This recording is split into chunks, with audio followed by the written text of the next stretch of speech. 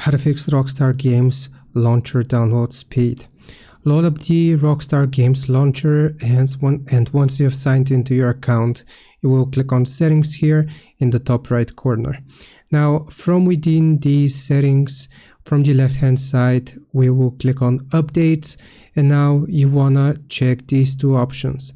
First, you want to select throttle downloads and then allow background downloads while in game. Now here it's going to display the maximum download rate, and you want to make sure that this matches your usual download speed. So for example, my download speed is 10 megabytes per second. I've noticed it when downloading other stuff, so I will set it to 10 megabytes per second, and you want to match this to your usual download speed.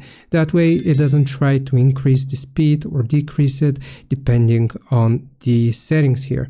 And that's how you do it. Hope this helps. Leave a like and sub. I'll see you next time.